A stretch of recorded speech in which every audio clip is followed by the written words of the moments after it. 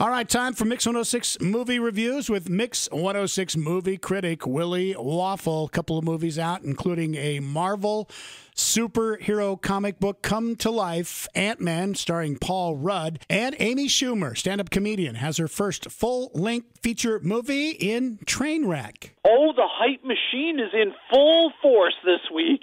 Why, you would think Amy Schumer is the greatest woman who ever walked the face of the earth. She is some sort of combination of Susan B. Anthony and Hillary Clinton and Wonder Woman. You know, you didn't mention any one of those people that she's being compared to as funny. Right. So that's scary to me a little bit because I have seen some of Amy Schumer's stand-up comedy, and she is funny. She's hilarious. And I think the movie plays a little bit like one of her stand-up routines. And that maybe is a little bit of a problem with the film. Because, you know, Trainwreck is supposed to be a movie. You know, a movie has like a story. It doesn't just go from scene to scene where comedians riff about something like they're doing their stand-up. That's not a good sign. No, but at least it's funny. At least it's entertaining. And you kind of wish they stuck with that. So the whole story is that Amy Schumer is kind of the ultimate playa. She likes to drink. She likes to party. She likes to enjoy the company of various men. There's nothing wrong with that because guys do it all the time. Maybe it's time women start doing that. Well, and that's the whole idea behind the movie, that it's the role reversal. You know, and all of a sudden she's really worried because she meets Dr. Aaron, played by Bill Hader. And, well, he's very nice and he's very mannered and he's very gentlemanly. And she's really crazy about him, but oh, my God, he's really nice, and he's really mannered, and he's really gentlemanly.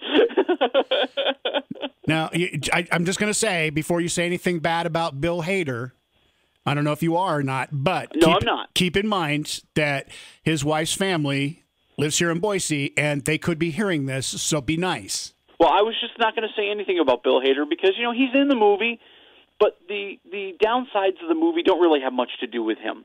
I think the downside is, what happened to the comedy? About halfway through, this thing becomes a serious drama. Now all of a sudden we're talking about her relationship with her father and her sister, and the romantic entanglement that she's gotten in with Bill Hader's character, and how it's getting so serious. And I'm like, I thought Amy Schumer was funny. Why do movies do that? It's like it happens all the time, and every movie almost gets slammed for doing it. It's like a great comedy humming along, and then all of a sudden it just stops in its tracks and tries to either give a lesson or become super serious and become a drama. Yeah, and there's a way to do it. You can do it with a measured hand. You can gradually kind of go that way. But this movie, I think, jumps there a little bit too quickly. And I started saying, my Lord, if it wasn't for Amy Schumer, I think I would have given up following it.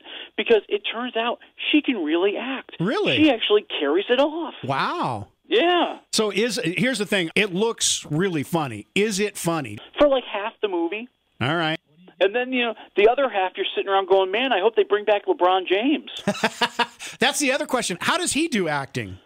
He is the summer breakout comedy star of the year. Seriously, you never see that happen where a sports star becomes an actor and actually has a critic say, oh, he's really good. He was fantastic. You know who else was fantastic? John Cena. Really? Yes, the professional wrestler. Those two could do their own comedy movie, and I would pay money to see it. That's hilarious. All right, so what do you give it? I'm going to go 2.5 waffles. All right. Speaking of hype, has there been a movie that's been more hyped this summer than Ant-Man?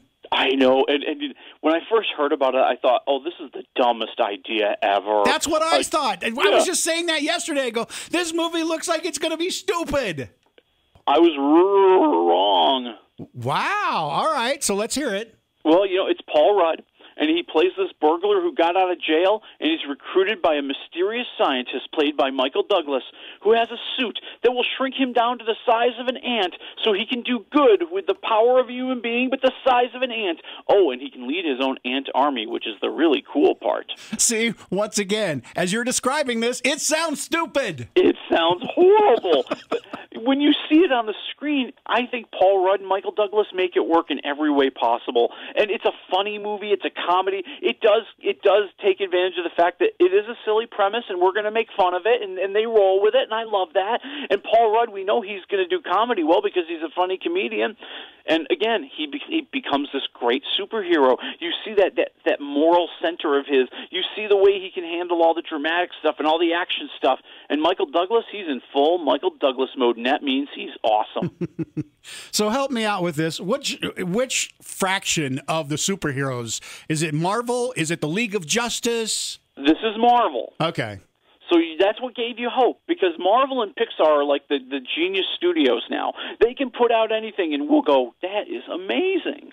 And you're going to get amazing in Ant-Man. I mean, yeah, it has its downside. There's a lot of there's too much story about fathers and daughters and estrangements. I thought, we don't have to have every character have a daughter that hates them, do we? But I'm going to say 3 waffles for Ant-Man. Wow. Now, is there comedy in this? There's a ton of comedy in this, and I think that's what makes it work, because, like I said, it's a silly premise, and they play with that, and they have fun with that, and we're allowed to laugh along with them. Plus, because it's a Marvel movie, you're going to have some surprises pop up throughout the movie, and maybe even after the movie. Oh, so stick around after the credits run? Yes, and don't make the mistake I did, where I saw the first scene during the credits. I went, well, that must be it, because I need to go to the gentleman's room, and it turns out there's a bigger scene right at the very, very end of the credits. Got it. All right, what do we have next week? Next week we are talking about Adam Sandler's Pixels. Once again, it looks like it's dumb, but who knows? Well, there's it looks like dumb, but Marvel's doing it, and then there's it looks like dumb. Oh, Adam Sandler. I know. I didn't want to say it. Well, I'm willing to say it because I just don't care anymore. All right, we'll talk to you next week. All right, talk to you next week.